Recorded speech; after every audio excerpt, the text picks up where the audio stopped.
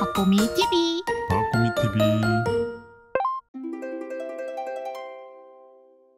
안녕하세요, 박보미입니다. 오랜만에 돌아온 연금 시리즈입니다. 자, 우리가 지난 시간에 연금 어디까지 하면서 마무리를 했죠? 7가지인가? 그거 배우고 끝났어요. 자, 우리가 연금 운용에 대한 거를 배웠어요. 그죠? 운용을 어떻게 하면 되는지 쉬운 것부터 전략을 쭉쭉쭉 말씀을 드렸고, 마지막 순간에 깻님께서 나는 그래도 이런 자산 배분 전략이나 이런 것보다는 좀 적극적인 투자를 하고자 한다. 그래서 산업을 한번 쭉 훑어달라고 말씀을 하셨습니다. 그러다 보니까 이게 연금 시리즈인 내용이 맞나 싶기는 한데, 어쨌든 지금 깻님이 연금 저축을 하기 위해서 우리가 하는 거니까 분명히 누군가에게 도움이 될 것 같아요. 그래서 아예 빼왔습니다.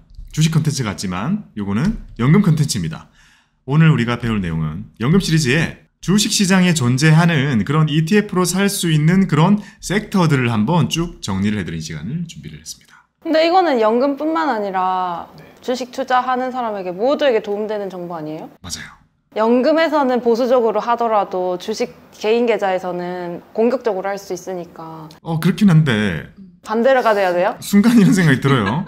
자, 주식 ETF만 가지고 안정적인 연금 운용을 한다는 건 시간이 정말 많은 사람에게 좀 유리한, 많이 유리한. 봐봐요. 오늘 배울 그 ETF들 쭉 나올 거 아니에요. 다 주식 시장이에요. 왜냐면 채권 이런 거 안 가지고 왔으니까. 주식 시장이란 말이죠. 주식만 가지고 그 ETF들로 포트를 잘 짜는 거 좋죠. 근데 그거는 이제 시간이 어느 정도 많이 담보돼야 된다는 생각을 좀 합니다. 그러다 보니까 항상 제가 그런 얘기 하잖아요. 연금이라서 공격적으로 해야 하는 게 맞아요? 연금이라서 보수적으로 하는 게 맞아요? 연금이라서 부을 기간이 긴 사람은 공격적이고 개시가 얼마 안 남았다 하면 보수적. 그쵸. 일반적으로 그렇게 하는 게 맞죠. 자, 연금 수령하는 시기가 다가올수록 공격적인 것에서 조금씩 보수적으로 바꿔가는 게 베스트라고 말씀을 드렸습니다. 그걸 대신 해주는 TDF를 선택해도 되지만 우리가 스스로 그렇게 해가는 지혜도 필요하겠죠. 그래서 지금 깻님처럼 아직 많이 어린 사람들은 이렇게 연금을 지금 오픈해서 준비를 할 때 주식만 가지고 ETF를 짜가지고 공격적으로 운용을 한다. 괜찮죠. 하지만 그대로 한 30년 하면 안 된다는 거예요. 왜냐?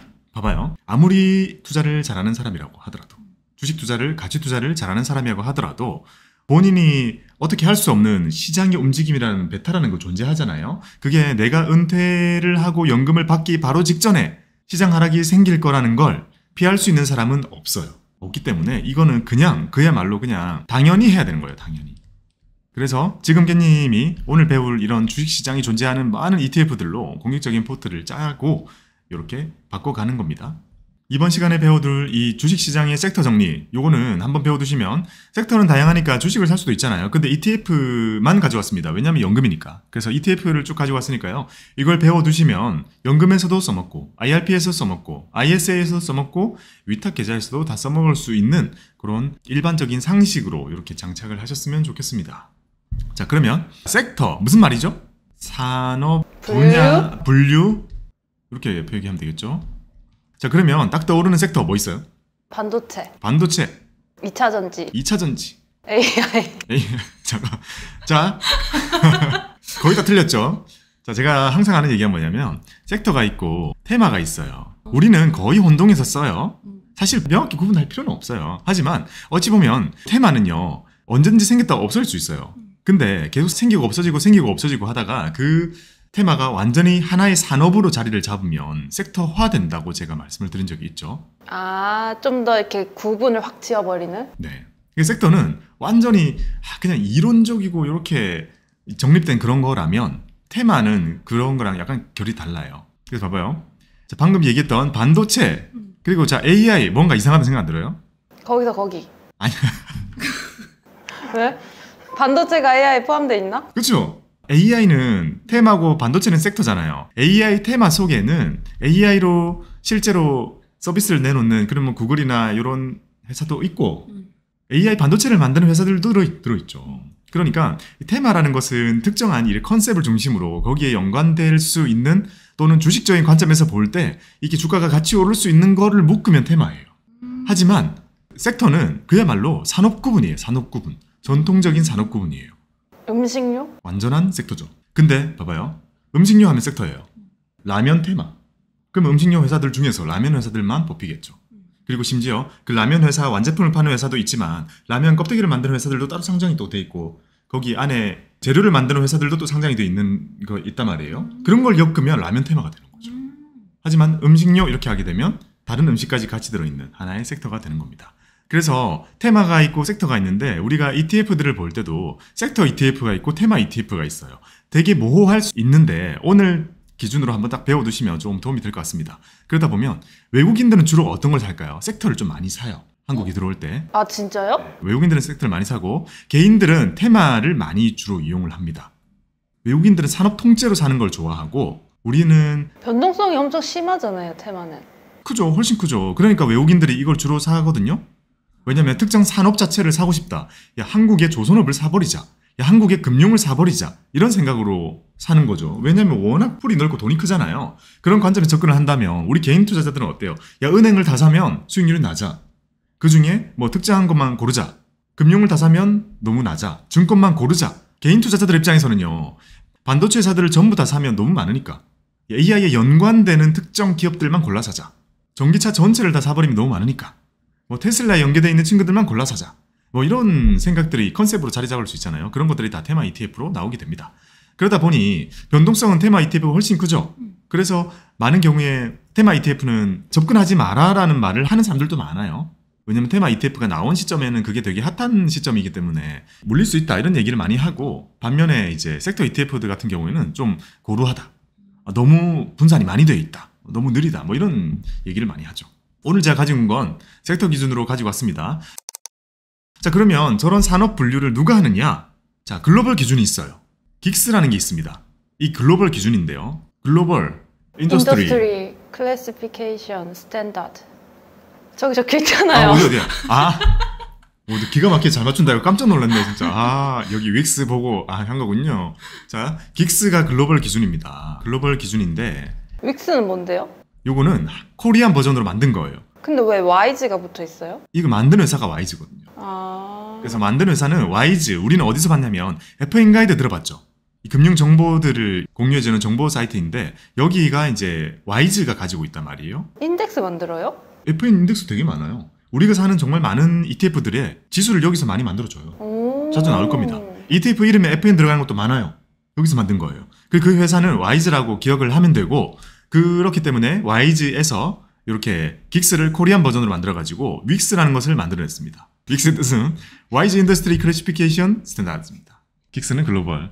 자, 그래서 윅스 기준으로 가지고 와봤습니다. 이거조차 제가 정리를 하면서 느꼈던 건 저도 이거를 막 이렇게 정리해서 쓸지는 않을 거 아니에요. 해보면서 느낀 거는 이게 현대사회에 적용시키기에는 좀 무리가 있다라는 생각이 좀 듭니다. 왜요? 너무 산업이 분류가 너무 커요. 대분류, 소분류, 중분류 막 이렇게 막 있는데 소분류까지 가야 이게 개인 투자자들의 뭔가 취향에는 맞을 것 같긴 한데 오늘은 제가 대분류만 가져왔거든요. 너무 크다는 생각을 해봅니다.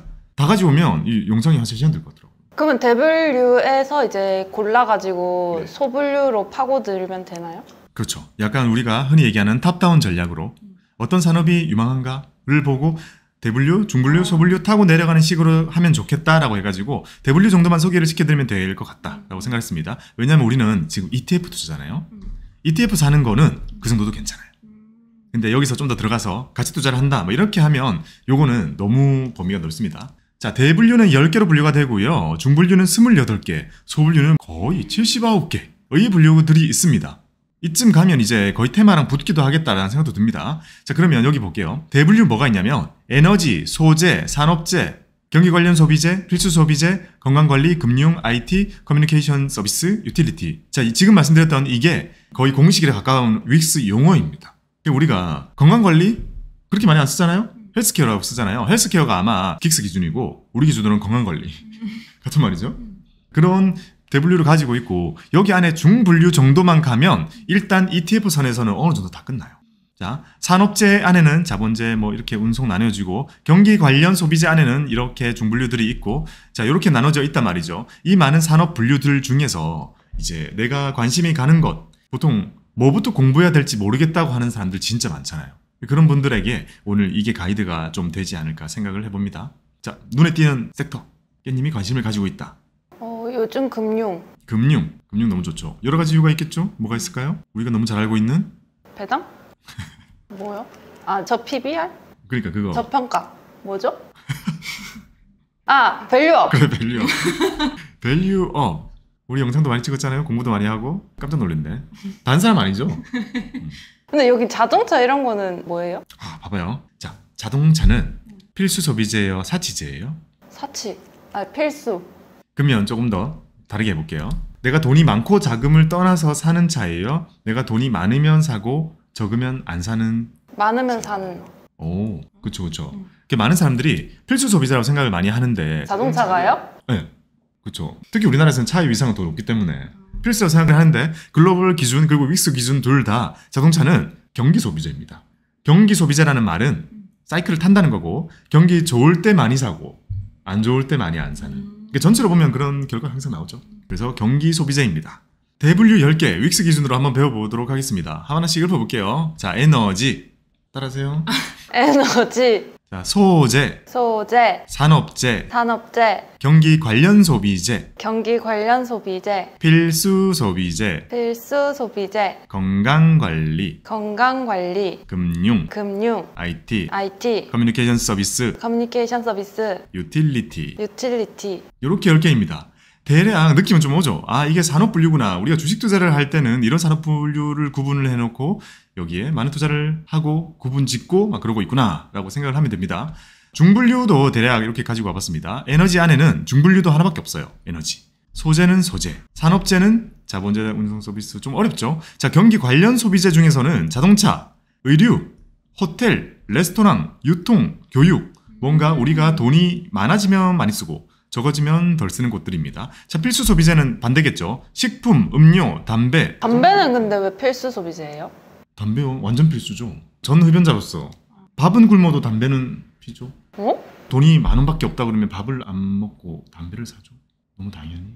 자, 건강관리는 건강관리 장비 그리고 제약, 생물공학 이런 게 있고 금융 안에는 은행, 증권, 보험 이런 것들이 있고 IT 안에는 소프트웨어도 있고 반도체도 있고 하드웨어도 있고 이제 막 이런 식으로 나눠지고요. 디스플레이도 있고 커뮤니케이션 서비스는 미디어, 엔터, 전기통신 이런 것들이 있고 유틸리티는 유틸리티입니다. 이렇게 대분류와 중분류가 거의 1대1로 매칭이 되는 곳들도 좀 있습니다. 요거는 더 이상 세분화시킬 필요가 없다라고 생각을 하는 거겠죠. 실제로 산업은 너무 크지만 투자를 하는 관점에서 구분을 할 필요는 없다라고 느끼는 거겠죠. 근데 산업은 큰데 이렇게 딱 매칭이 되는 거는 그렇게 많은 기업이 없는 거예요? 그렇죠. 상장된 기업도 많이 없는 거고. 독점? 과점? 그런 게 많죠. 저런 산업 자체는. 유틸리티, 에너지 다 그렇잖아요. 딱 떠올려봐도 어때요? 유틸리티 가면 통신주들 있을 거고 에너지 가면 뭐 한전, 가스공사 이런 거 있을 거고. 하나씩 보겠습니다. 자, 에너지 ETF 뭐가 있을까요? 석유, 석유. 천연가스, 그렇죠. 친환경. 오, 그걸 여기 생각해냈군요. 자, 이런 것들이 에너지 산업에 있는 분야들일 겁니다. 자, ETF를 제가 긁어 와봤습니다. ETF는 주로 제가 정보를 긁어 오는 곳은 옛날에 말씀드린 적이 있던 펀 ETF랑 ETF 책. 자, 펀 ETF, ETF 책 이거 두 개면 거의 그냥 우리가 필요한 거 다 찾아집니다. 여기 두 개에서 위주로 긁어 왔습니다. 오, FN. 그죠. 오, 찾습니다. 지금 여기 보면 이름에 FN이 붙어 있다. 이게 무슨 뜻이냐? 지수 만드는 회사 이름이에요, 지수. 와이즈에서 인덱스 만든 거예요? 네. 그리고 여기 보이는 아이셀렉트. 이게 뭐죠? 이상하잖아요. 저거 지수 만드는 회사 이름이에요. 뭐 솔렉티브 이런 거 들어봤죠? 뭐에도 솔렉티브가 있고 뭐에도 솔렉티브가 있고 막 다양하잖아요. 그거 이제 저렇게 지수 만들어주는 회사들 이름 붙어 있는 겁니다. 자, 제일 큰 거는 이 규모를 한번 지금 머릿속에 잘 익혀봐요. 이게 산업이 큰 거랑 주식시장에서 ETF 큰 거랑은 차이가 있단 말이에요. 그래서 여기 나오는 이런 시가총액 등을 보면서 이게 투자의 관점에서는 얼마만큼의 덩치를 이루고 있구나 이런 감을 좀 익힐 수 있을 겁니다. 제일 큰 거는 라이즈 글로벌 원자력. 자, 여기서 우리는 지금 이 에너지 산업에서의 흐름을 알 수 있습니다. 원자력이 1등이에요. 원자력 1등이고 무려 1,000억 가까이 됩니다. 원자력 1등인 게 제 생각에 얼마 전이겠죠. 이거 원전 때문에 올라간 거잖아요. 원전 지금 제일 좋을 테니까.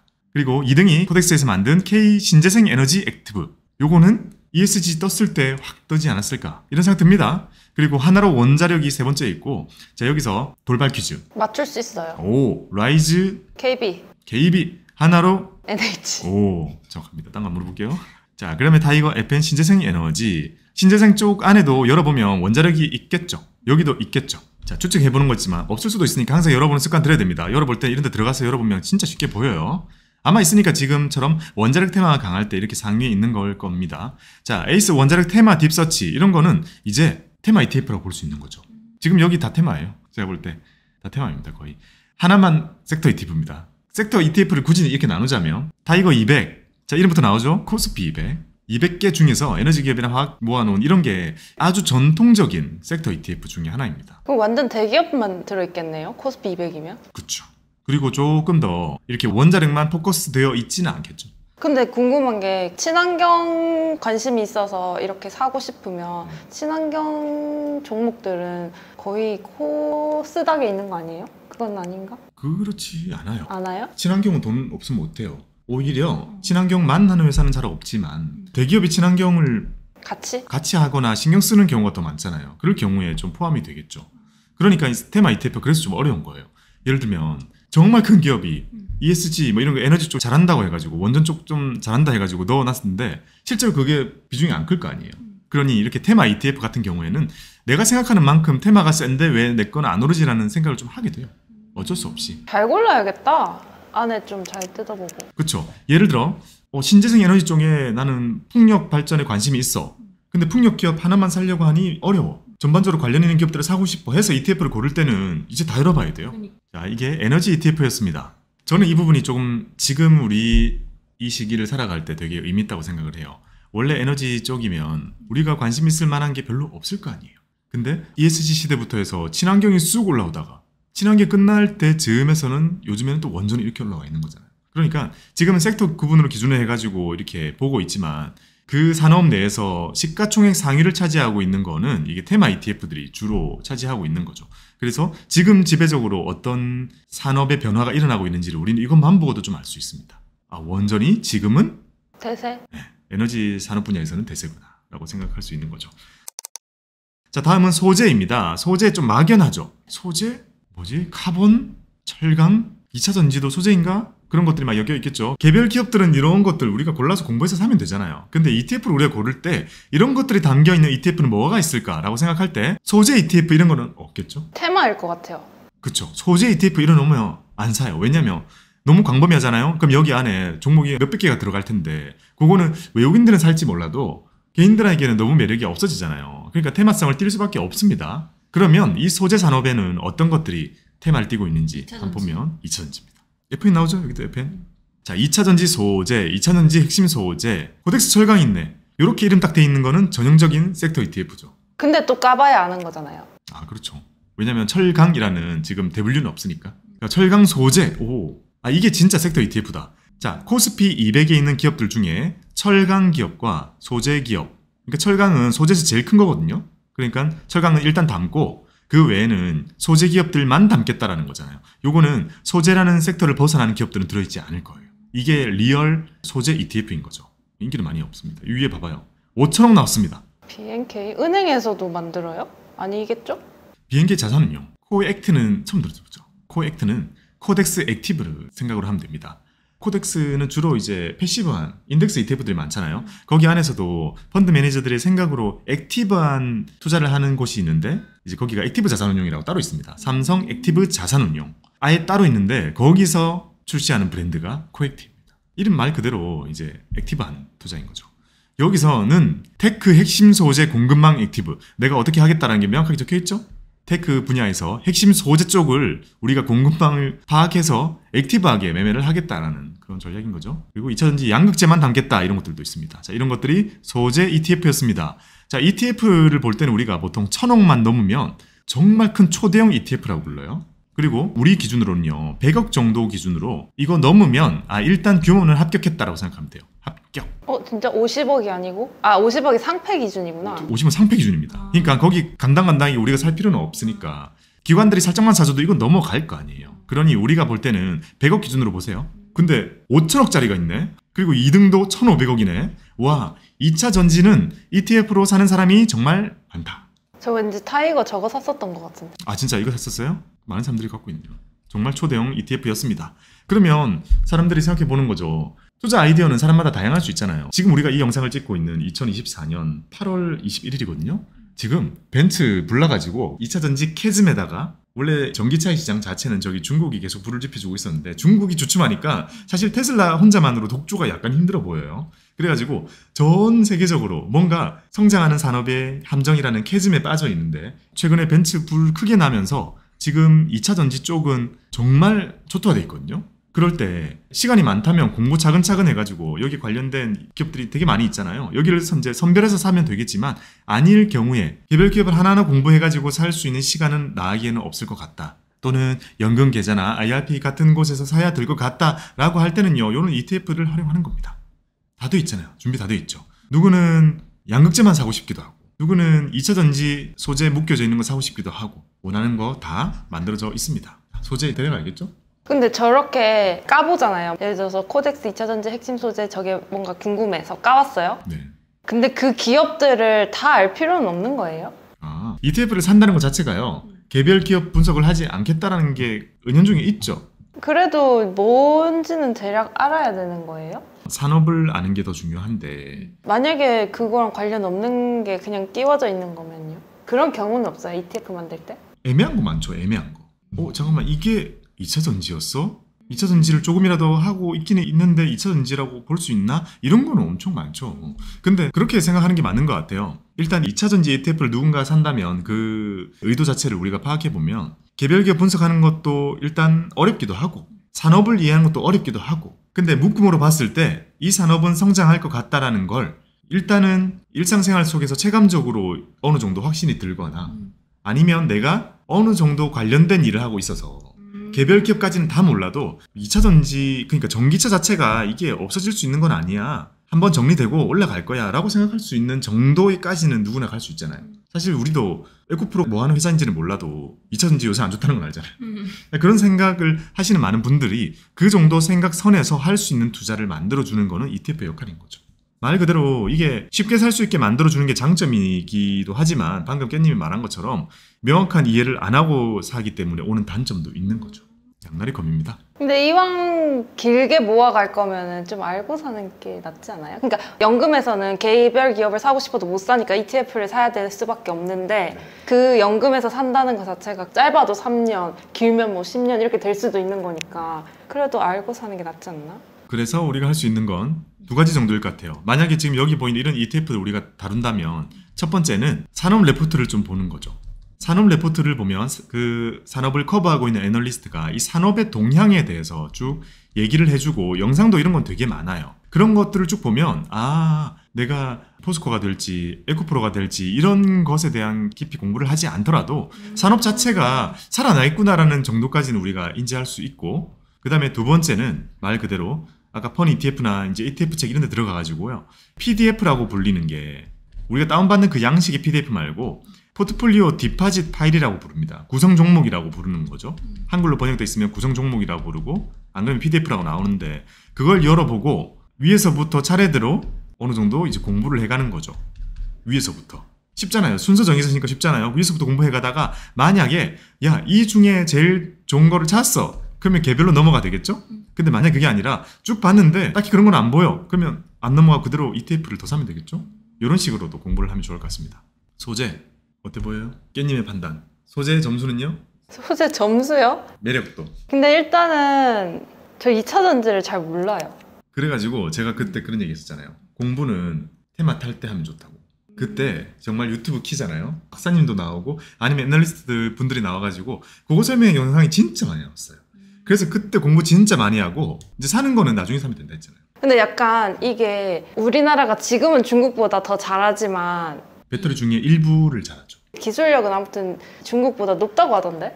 달라요? 중국이 따라올 수는 없는 건 아닌 거예요? 중국 리스크 저는 생각했어요. 2차 전지에서. 이게 좀 어려운데요. 모든 기술은 다 따라와져요. 따라오는 사람과 도망가는 사람이 있고 이 격차가 좁혀지는 게 정상적인 산업이잖아요. 그러니까 따라오는 건 따라오는 건데 어쨌든 우리가 그동안 오랫동안 만든 노하우가 있기 때문에요. 배터리가 좋고 성능도 좋아요. 안정성도 좋아요. 근데 너무 비싸. 근데 이 따라오고 있는 중국에서 만드는 거는 우리가 완전히 성능을 따라잡지는 못하는데 가격이 너무 싸요. 이게 산업적으로 볼 때 항상 우리가 제일 좋은 걸 택하지는 않잖아요. 그런 차이에서 오는 게 혼재되어 있는 시장인 거죠. 지금도. 그러니까 벤츠가 불난 게 뭐예요? 이유가 뭐예요? 중국 배터리. 네, 열어봤더니 중국 심지어 CATL도 아니에요. CATL 세계일이거든요. CATL도 아니고 파라시스라는 처음 보는 우리도 처음 듣는 이렇게 공부 많이 하는 우리도 처음 듣는 배터리 걸 넣어놨으니까 그렇게 불이 나고 난리가 났던 거겠죠. 근데 이제 다른 거 열어보면 우리나라 든 거는 많이 있잖아요.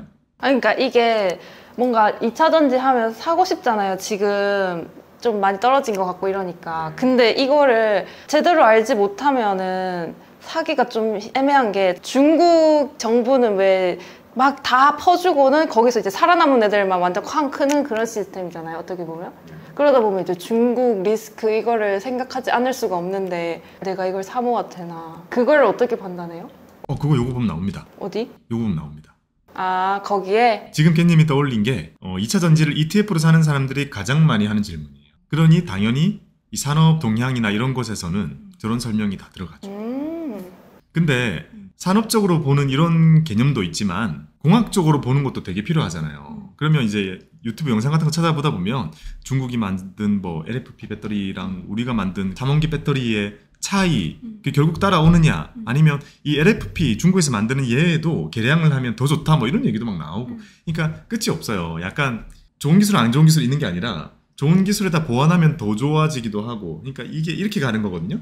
이게 누가 이길지는 사실 제가 진짜 영상 많이 봤거든요, 그때. 진짜 많이 봤는데 모르겠어요? 공부로 정복이 가능한 건가라는 생각이 들 만큼 진짜 많이 봤거든요. 모르겠어요. 정말 많은 전문가들의 의견을 들어보기도 하고 애널리스트 분들 영상 많이 봤는데 레포트 진짜 많이 봤는데 모르겠어요. 결국 2차 전지가 어려운 이유는 그거예요. 여기는 정책 리스크도 섞여 있잖아요. 미국의 대통령도 누가 되는지도 여기에 그대로 연동이 되죠. 그리고 우리나라 기업들이 지금 이 세계 기업들이 같이 글로벌 경쟁을 하고 있잖아요. 근데 이 세 개도 서로 경쟁도 하고 있거든요. 그 외국인 나가지고 경쟁을 하면서도 그들과의 경쟁력을 공학적으로 이해도 해야 되고. 그러니까 역학적으로 변수가 진짜 많고 이해해야 될 게 되게 많잖아요. 점점. 그래서 ETF 괜찮은 것 같다는 생각도 좀 들어요. 오히려? 네. 안 그러면 대장주를 사는 거겠죠. 뭐 포스코 아니면 에코프를 사겠죠. 근데 그게 아니라 이제 뭐 양극재 쪽으로 가고 아니면 전고체 배터리 이런 점점 좀 갈라지는 쪽을 공부를 해가지고 콕 집지 않는다면 ETF를 사야 될 것 같아요. 이거 보고 관심 있는 거 산업 레포트를 봐야겠다. 그냥 안 보고 살 수는 없겠는데요? 그렇죠. 이거 어떤 기업들이 들어있는지 같은 거는 이제 산업 레포트 보면 나오니까요. 자, 소재 ETF였습니다. 소재라서 더 어려웠어요. 자, 소재라는 건 이게 말 그대로 완제품의 경쟁이 아니잖아요. 그러니까 변수가 좀 많았다. 자, 어렵다라고 생각하고 넘어가 봅시다. 박보미 TV